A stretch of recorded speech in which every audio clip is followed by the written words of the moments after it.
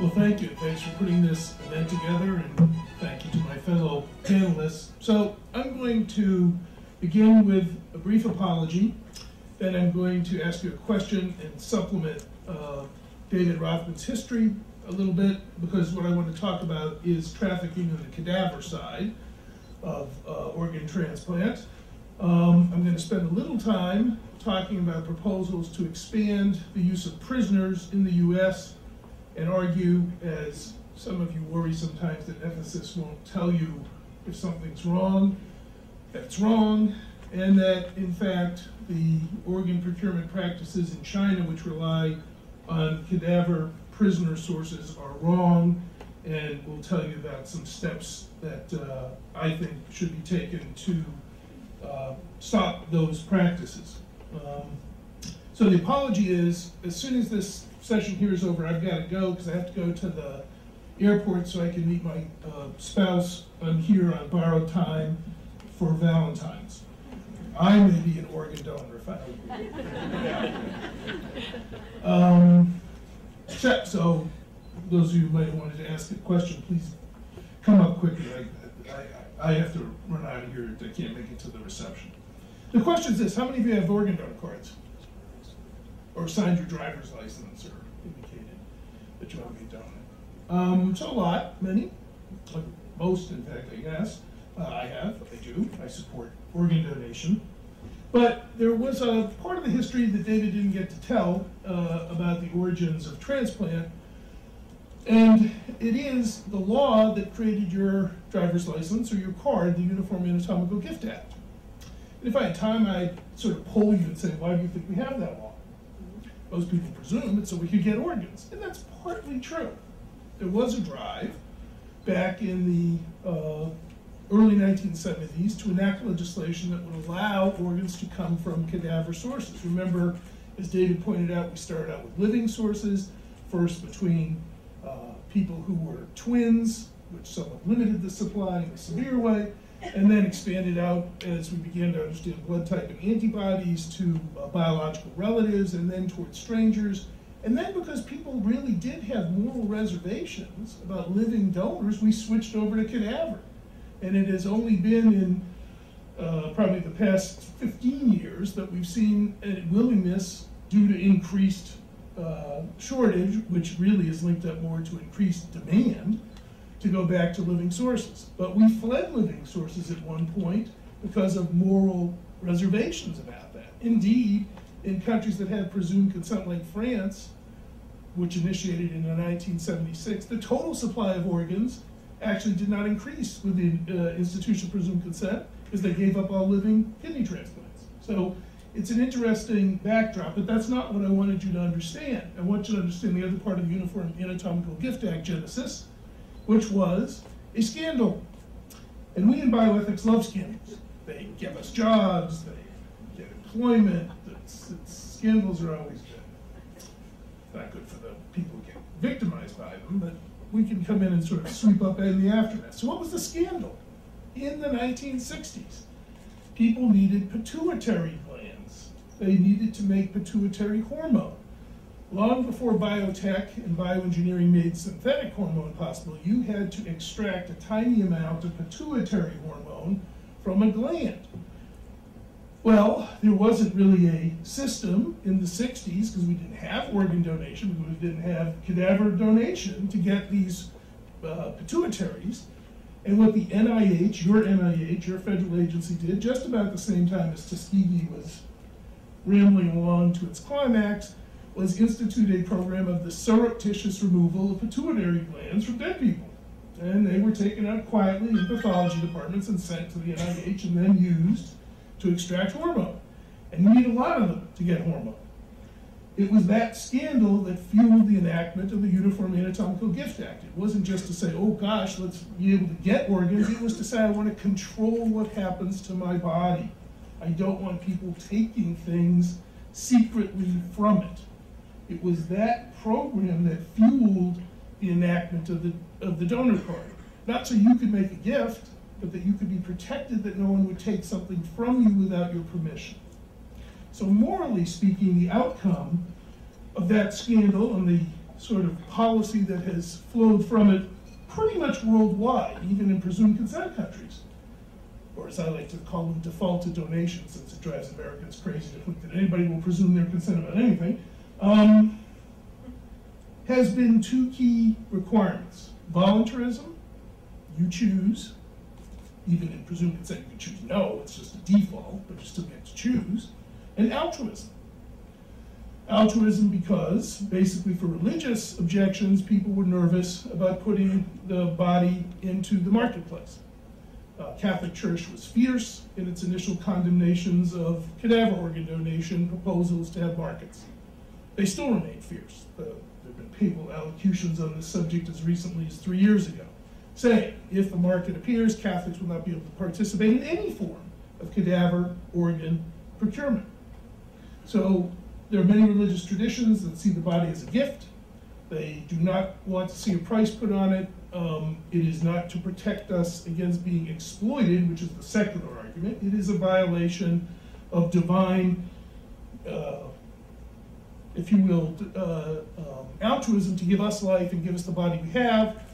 That's why, by the way, for those in this room who continue to tattoo it, very bad, not supposed to mark up the gift that you get. This is a side note, but it's interesting. You know, there's a lot of people in the NBA who have tattoos, and many of them have religious tattoos. And I keep wanting to say, you know, you got to tattoo yourself with the thing that says don't tattoo yourself in the Bible. That's, anyway. So this notion of respect for the body and no commerce in the body came from the religious side. The voluntarism came from scandals like the NIH pituitary gland scandal.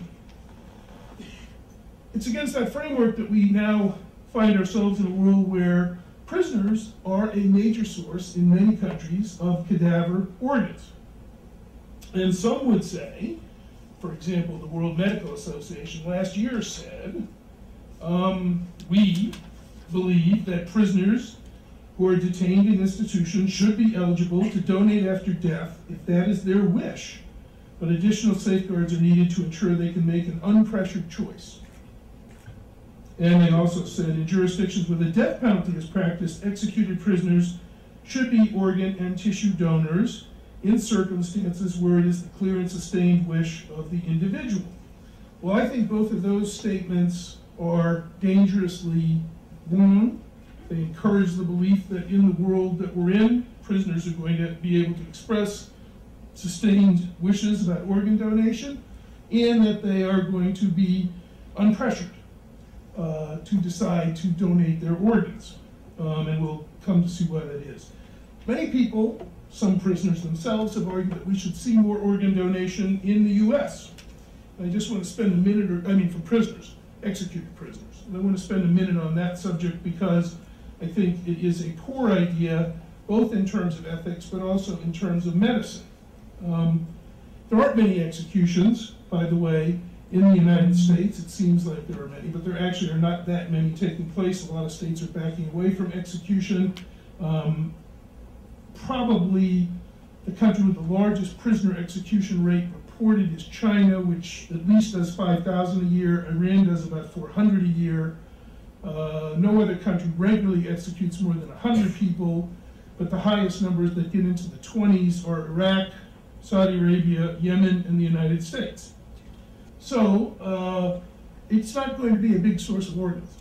I mean, one of the real reality checks here about using prisoners in the US and proposals to do it is that there just aren't that many people. But the reality is, too, that if you're trying to go to a prison to find your organs, you're in a population that is exceedingly unhealthy. I know in the media we see all kinds of images of prisoners working out all the time, playing football, building themselves into titans of strength and health. But in fact, most people in death row are older. They've been going through the appeals process a long time. Some of you may know that prison diet isn't ideal. People on death row don't get to go work out in the yard 24/7 and play basketball against the guards. In general, if you want to find hepatitis, HIV, communicable diseases, this is your population. So they are not prime sources to get organs. They're older and they're sicker. Then, if you think about it a little harder, putting aside the Chinese case, which I want to come to in a minute, most modes of execution don't leave you with much in the way of transplantable organs. So unless you're going to guillotine people or shoot them in the head, you cannot electrocute them. It isn't even good to poison them. It's probably not good to have a firing squad go after them, because you're going to do a great deal of damage. And remember, if you execute people with the hope of getting their parts, you also must carry out the recovery pretty quickly. In fact, it would be, and for those of you who are aficionados in the transplant world, this is a sort of unregulated donation after cardiac death situation, because you don't have any pronouncements that are clear. You're waiting for the doctor to come in and say, this guy's dead, and they take their time doing that because they want to be sure that he's dead. It raises its own issue about whether that doctor should be there at all participating in capital punishment, but that's for another meeting. So you are waiting and waiting, and the organs, particularly the heart, are getting less and less useful. But then you're going to have to try and grab those kidneys and livers, unless you're going to take this body out of the prison and run it over to a hospital, which will take more time. So basically, you're going to do a procurement in a jail or prison setting. Not the best place to carry this out. And I think you're going to wind up with poor sources of organs providing poor organs that have been exposed to significant ischemic times. This whole notion that has been in the New York Times and elsewhere is a serious debating point, that we can get an increase in the supply of organs by turning to executed prisoners, is ludicrously stupid. Got enough opinion for you? And it's wrong, because in fact, these guys can't consent to much of anything. They're also under extreme prison conditions. They're hoping that the guards give them a break so they don't throw them in solitary. If you're in Pelican Bay or some of the supermax prisons, you're half crazy anyway because you've been in solitary confinement for year after year. The notion that these people are going to have thoughtful deliberation about what to do with their parts upon their execution is an ethical farce. So moving toward this source, I think, would be to exploit. But there is a nation, at least one, that still is systematically using prisoners, and that's China. And I just want to end with some comments about their situation. There is no cadaver system in China, and in fact, as we pointed out in that UN report some time ago, the more you tolerate living sources, the more you tolerate trafficking, the more you provide incentives to most of the world, which doesn't have cadaver organ procurement systems, to not institute cadaver organ procurement systems. China does not have one. You can argue about the culture of why they don't have one, about the history of why they don't have one, about attitudes about the body and death, but I can tell you, having been around almost as long as David, these countries that we think of as being comfortable with cadaver donation, it took a long time to get Americans used to the idea of cadaver donation. It took a long time to get Japan or Israel or Denmark or many, many other countries that had religious and cultural heartburn about donation to get on board. So even though there are many other cultures that don't like it, I think if you continue to tolerate the use of prisoners, what you're doing is you're just saying, don't bother trying to change public attitudes, don't try to build a system of cadaver procurement. Now, there is none in China, and China admits as much, but there is a huge internal demand for organs. Some estimates from Chinese officials are that 30,000 candidates are there for livers alone. There's a huge business in China, we know, of transplant tourism, and this is how trafficking works here, where people go to the organ from the cadaver source. Official government statistics from China that are on the internet and elsewhere say they do more than 20,000 liver transplants. They've done more than 20,000 over the past 10 years, and they say that out of that number, 1,400 came from living donors. So I'm not a big quantitative guy, but I can tell that that means there are approximately 18,000 livers, just for liver transplant, that had to come from somewhere, and they don't have a cadaver system. So they came from prisoners. They had to. There's no other place that they can come from. And a good number of them go into foreigners who are going there being told that if you come, within a month you can go home with a liver. There's no way that can happen unless you're going to execute somebody on demand.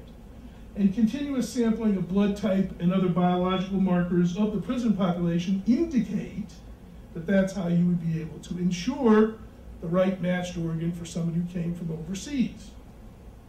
So the only source there is executed prisoners. Consent, by the way, is non-existent. The notion of a prisoner includes political dissidents, people from Falun Gong, people who are Tibetan rights advocates, or other human rights advocates in China. The notion of the prisoner is a very broad category. What is happening is the Chinese are executing people on demand to get parts. That is obviously morally abhorrent because it violates both the altruism and voluntarism frameworks, and it violates the notion that somebody can choose to be an organ donor, because what they're doing is killing you on demand to get your parts.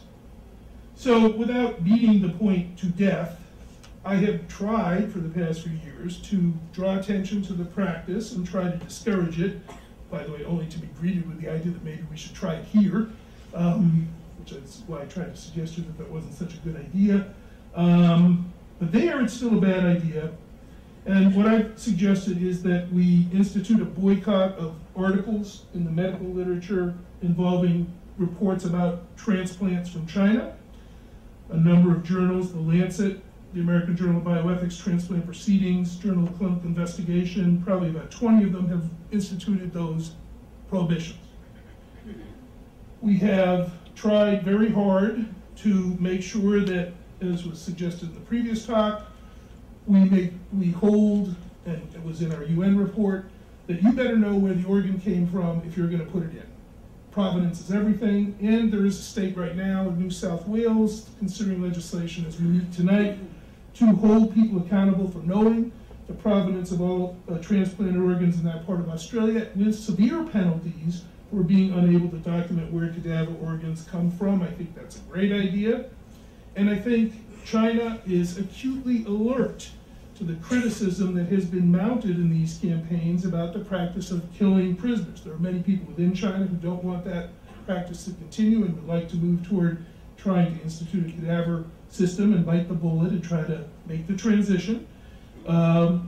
It's certainly the case, too, that high officials right up to the top have said to the State Department and made public statements saying, we know this practice has to change and we're going to work on it. But it really is important to keep the pressure on, because in this case, not only are prisoners' rights being violated in terms of them being killed for their parts, the trafficking is coming for many of those organs to go to wealthy people from outside China or privileged people within China. There's also no organ allocation system there. And at the end of the day, I believe that this notion of using prisoners for parts is something that the World Medical Association should be ashamed of having endorsed last year under any format for cadaver organs coming from executed prisoners. They have to know what's going on in China. They have to know what the situation would be if it was to be emulated elsewhere, that it would not go well. And I think we should draw a line here. This is a place where we could say prisoners are off limits as sources of cadaver organs.